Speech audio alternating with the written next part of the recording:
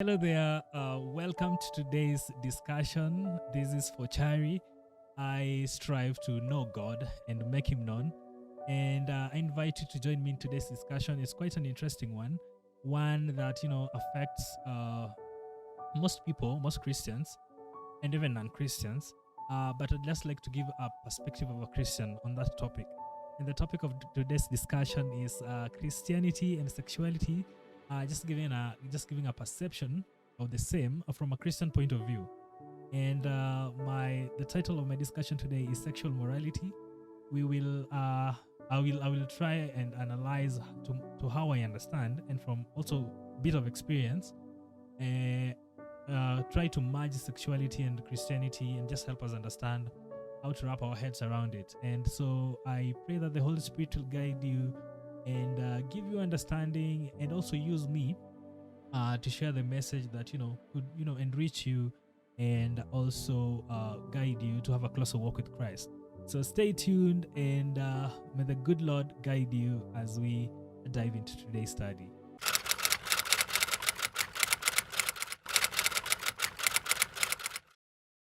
Sexual morality. I'd like to start off by defining morality. You see, morality is it's the basic principles that govern our relationships as human beings. It governs the machinery of humanity. Now, I believe as a Christian that morality or moral laws were given by a supreme being who is the God, the Creator, and these moral laws are there to govern us as human beings. And it's also important to note that most times we find that our natural inclinations are really, really at loggerheads, or they have friction with the moral laws. They don't go hand in hand. They're contradicting each other. They're opposing each other, and it's sometimes a wonder how that is so. But you see, most of us tend to view morality or moral laws as things that really are there to hinder them from, or to hinder us from enjoying life. We tend to see moral laws as things that they hinder us from enjoying life or seeing the better part of life. But that is really not the case. And I had shared in the past video that we are naturally inclined to sinning, and therefore we are naturally inclined to opposing these moral laws that were given by God. And so you'd wonder, are the laws bad or our natural instincts wrong? And we will just get to understand that and wrap our heads around our head about that topic. Now, moral laws are really concerned with three things. Number one, it is concerned with the harmony between us as human beings, between us within the society. It is concerned with the fact that we need to get along as a society, or people within a certain sect or group. The moral laws will govern us to be in harmony with each other. The second thing that the moral laws are concerned with is harmony within ourselves. We have to be whole. We have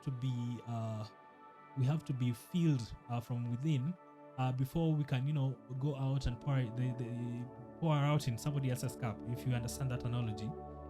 So the moral laws also help us govern ourselves as individuals. The third thing that the moral law is concerned with is that we have to be in line with our purpose as human beings. Why are we here on this earth as human beings? Why were we created? So the moral laws help us be in tune and in line with that point of view, or helps us understand that, or guides us through understanding our purpose as human beings. Now, consider a fleet of ship, and they're sailing towards a certain direction. Now, there are three things that have to go right for there to be a bon voyage, or for there to be a perfect sailing. Number one, this ship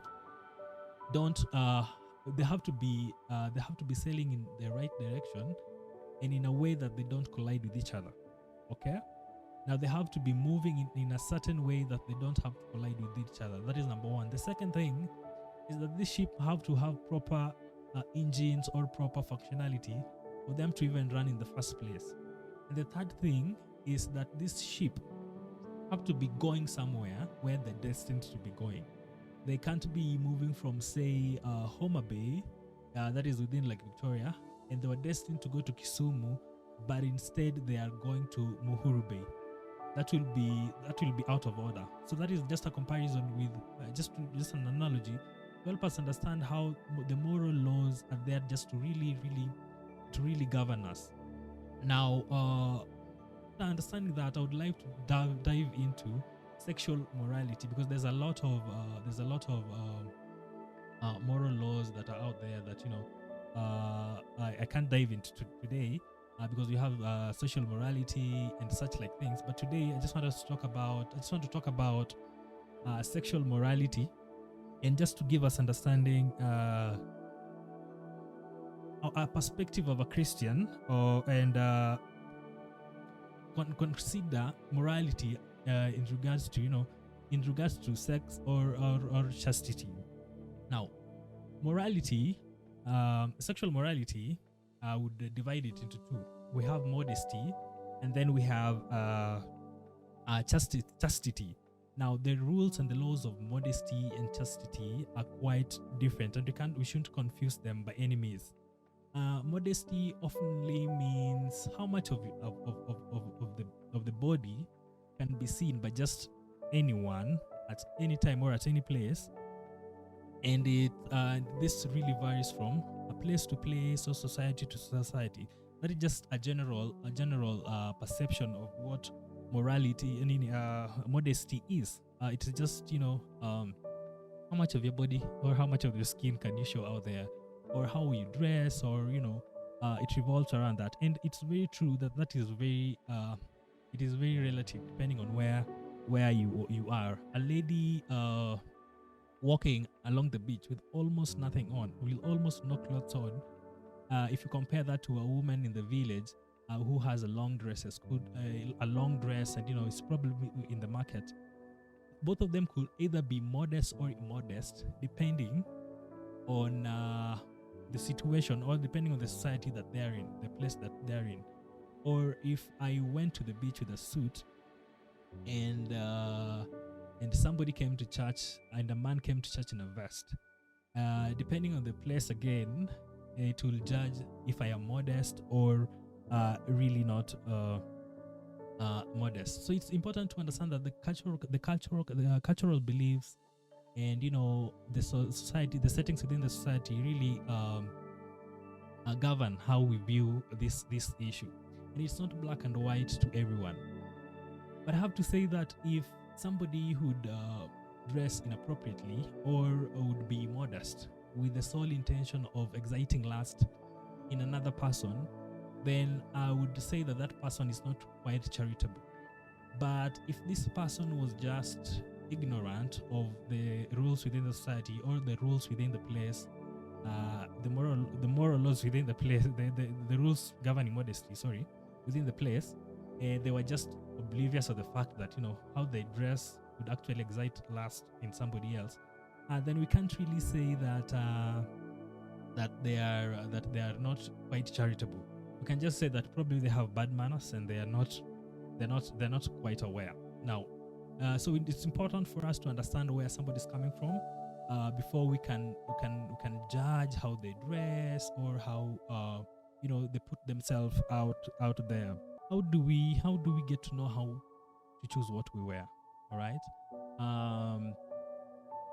Most times people say my dress, my choice, but remember the three things that morality is that morality is concerned with. That is the society, our well-being as a society, our well-being as individuals, and our having a sense of purpose as human beings. If we say that your dress is your choice, then it's like for example, you're in the analogy of the ship that I gave, the ship that are sailing. It's like you have a perfect engine within you, or rather you have a not so functional engine within you. Yes, you don't have a functional engine within you, and so you expect everything around you to still go on well. I think that is quite that is quite wrong, quite a wrong way to look at it. We cannot be maybe say rotten inside and expect the society around us to be perfect. As a Christian, what really dictates how you dress is you'd ask yourself, if if you dress the way you did dress, would you have a conversation with Christ? And do you think how you're dressing is something that makes people uncomfortable? And what can you do about it? So just strive not to make people uncomfortable with their dressing, and may you always seek the guidance of the Holy Spirit to guide you in this matter, because it's such an intense issue that is affecting almost all congregations that I know. And even in my church, we have these discussions, and it's quite tight, and the emotions run off the window, and it's just crazy. So just try to, whether you are a man or a woman, how you dress should really strive. You should really strive not to make other people uncomfortable. I'd also like to say that following strict rules or principles on modesty does not really necessarily mean that you're chaste, and that's where I'm trying to draw the difference. I say that the rules on modesty and chastity are quite different. You'd find a man who dresses up well, the best suits on the Sabbath, or is the best well dressed, but he can sleep around with just about anybody and anything. So, and you can also find a lady who is probably the kind who wears the mini skirts and all that kind of stuff, but they keep themselves. It could be for spiritual reasons or for health reasons, but I'm just trying to do a difference that the fact that you see somebody is modest in your own standard does not mean that they are chaste. Okay, so you need to be able to distinguish between the two. Also, one of the problems that come with modesty is the difference that come between the old and the modern people. We find that the old people tend to refer to their days that the days were better, and the modern people are just wondering, why can't you guys catch up? Yeah, but really there can't be a safe solution for this one other than let's just try to accommodate each other and not make each other uncomfortable. We should strive to be in harmony with each other, and also consider not to do anything that would make your brother stumble. If you feel like your faith is strong and how you dress would not really affect you, consider those that are around you that could probably be weak of faith, and that could lead them to sin. So also be careful with that as you decide on how to dress. Now to chastity. This is also another interesting one. The basic principle of chastity, according to the Christians, is that you need to marry one wife and stay faithful to her, or marry one person, be faithful to them throughout your whole life, or abstain. This is one quite unpopular subject, and if you're like me, sometimes you'd wonder, how is it so hard to maintain the balance? You want to abstain, but you find your natural sexual instincts to be shooting off the roof, and the craving, they want something out of you, and now you wonder if these Christian principles of abstaining or staying married and faithful to one person, is there something wrong with it, or is there something wrong with my sexual instinct? I don't think there's anything wrong with either of them. In this, from this point of view, the Christian principle is perfect. Actually, there's nothing wrong with it. We ought to stay faithful to one partner in marriage, and also, if we are not getting married, we ought to abstain forever, or abstain till you get married. Now, I don't have a problem with that, with that principle. I have a problem with our sexual instinct, and I mean our sexual instinct with regards to the pleasure, the urges that come with it. The problem is how we react to the urges, or how we respond to the sexual urges, because the sexual urges will always be there. So there's nothing wrong with our sexual urges or our natural sexual instincts, other than how we react or respond uh, to them. And it's often said that sexual instincts are like any other human instincts, like a need for food or hunger, and therefore you can respond to it just as much as you'd respond to say something like hunger. But is this true really? Let's consider a few examples and see if this is true.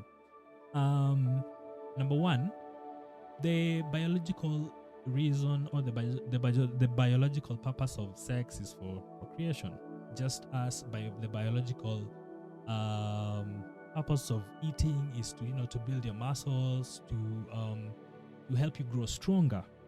Now, when somebody is hungry, they eat, all right? But when food is set on the table, somebody can eat a lot, but they cannot eat too much.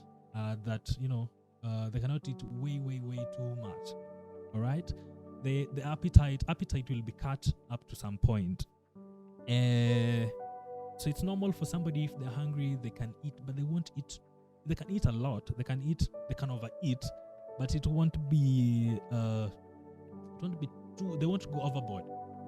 If you compare that to sex, if a healthy young man, responded to his urge of sex, and every time he had an intercourse, there was a baby produced, you can be rest assured that within a few years, that young man will be able to populate a village. So I'm just trying to contrast that you can't compare sexual instincts, how we respond to sexual instincts, with how we respond to other instincts. For example, food. The second point is that sexual appetite, just like any other appetite, increases with indulgence. And somebody would say that if you stay the whole week without eating, the next time that a proper meal is put before you, you'll find yourself cleaning even the table with your tongue. You'll eat out everything and eat and eat and eat and eat. And somebody would say that we are starved sexually, and therefore that's why probably we act out, or that is why I act out. But is that so? Do you think our generation is sexually starved? I don't think so. We find sexual stimulation everywhere, in the movies, in the books, in the music we listen to, and we just surround in the advertisements. We're just surrounded by it, and therefore, I don't think we are really starved. That will make us act out that much, and so that's also another point that I would like to rule out, that we can't compare hunger with the sexual starvation. Yeah, we can't say that we're so sexually starved that that's why we act out. Another thing to consider is that it's very rare to find people who want to eat anything but food, or it's very rare to find people who would rather do something else with food other than eating it. But you find that with sexual perversion, there is just a lot that has gone over the board. There's the homosexuality, people have sex with animals, there is just lots of fetish here and there. And therefore, we can't also compare somebody naturally eating food with what we see that sex has turned into in our society. Having said all that, I'd like to say that sex is nothing to be ashamed of, and what I mean by that is the pleasure bit of sex, and the enjoyment, and in the context of marriage and with one partner, is not something to be ashamed of. What is to be ashamed of really is the overreacting or the overacting out of our sexual impulses or our sexual instinct. The perversion that comes with overdoing it. There are people who want to keep our sexual instinct inflamed so that they can make money out of us, but we have to we are assured that God is there to guide us, and He's there to help us be better people, and He's there to give us strength and encourage us, and to help us not to be lured into some of these things. He knows our frame. He remembers that we're dust. and he won't judge us like he doesn't know our situation. He understands our natural instincts, and therefore he is able to walk with us, and so that these people who, through the movies and the music and all this, they do not take advantage of us, our sexual instinct, and make money out of them as we ourselves suffer. Christ was at all points tempted, he did not sin, and he has promised to give us that strength to come out of this bad sexual habits, or bad sexual this sexual perversions, and he is there to guide us. But first of all, we must want to be made whole. We must want to be we must want to have that change. If in any case your sexual life has not been that in line with the purpose of God, you must first of all want to be changed. For a long time growing up, I used to pray for chastity, and I used to ask Lord, give me chastity. But deep down in my heart, I was just like, I don't give it just yet, because there was still that urge of wanting to indulge, and I always wondered that I know all these principles. I know about God's love. I know about repentance. I know about consecration. I knew all these principles that could help me be a better person, or have a straight walk with God. But I still found myself falling, and over time I realized that there are three things that make it difficult for us to have a desire to be chaste, or to even want to achieve it at all. There are three things that really affect us, and sometimes you have that desire from the outlook, but deep down you still want to indulge. And therefore, one of the things is that I realize is that the devil is attempting us, and is using our natural sexual instinct against us in this way. Every advertisement, every movie, every music, not every really, but a majority of them, we find that they portray sex in the act of it as something that is really cool, something that is youthful, something that is pleasurable, something that you'll be missing out if you don't indulge in. And this is sex outside marriage, of course, and or these are the perversions of sex. And they treat the devil through this mechanism, try to portray this sex in this way to be very cool, and therefore you're missing out if you don't indulge. Well, this lie is based on a truth, and the truth is that sex is actually very pleasurable. It's very nice, it's very healthy, it's very it brings a lot of good mood, and there's so much to it.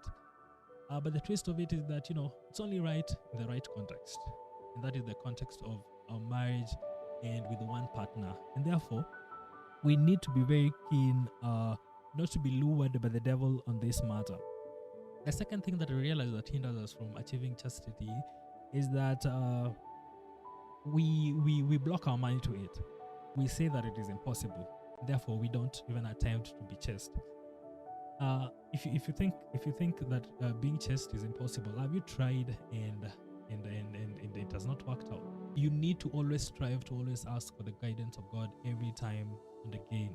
And God has promised to help you through. We cannot achieve this without divine help. We cannot achieve this without help from God to help us maneuver through this situation. Therefore, you ought to always pray, and every time you fall, get back up and dust yourself and just soldier on and ask for victory next time. And I believe that the Lord will give you victory as time goes by. You see, when you're in such a situation, what I realize is that God will not first of all grant you chastity, but He will grant you that going back to Him always. You will relinquish your self-reliance and always depend on Him and cling on Him.